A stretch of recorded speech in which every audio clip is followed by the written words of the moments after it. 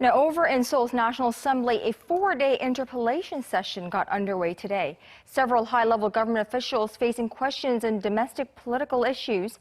Our parliamentary correspondent Park Jiwon has the latest.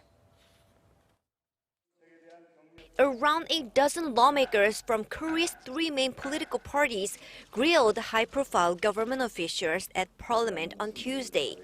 The list of officials in the hot seat included Prime Minister Hwang Kyo-ahn, as well as the Ministers of Justice, Public Safety and Interior. Lawmakers focused their attention on the government's approach to addressing the nuclear and missile threats from North Korea. The controversy surrounding the U.S. missile defense system THAAD was also a key topic. Some politicians argued that North Korea would not have conducted nuclear tests if the Sunshine Policy had continued and the decision to deploy THAAD hadn't been made. But even in 2006, when the Sunshine Policy was in place, when there was no mention of THAAD, North Korea conducted a nuclear test.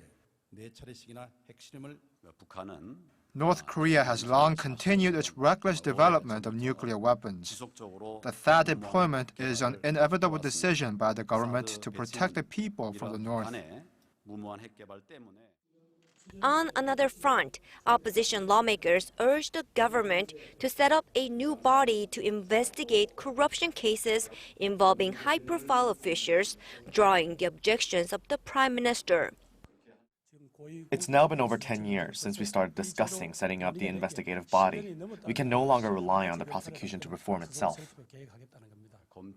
We know prosecutors are having problems with self-reform, but we currently have a special prosecutor system, and I think we should use it instead of creating a new investigative body.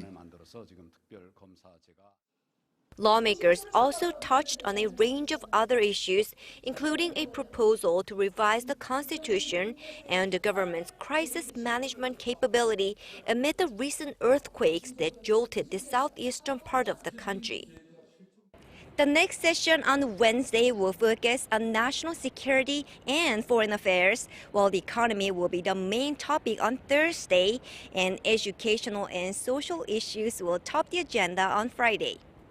Park Jiwon, Arirang News.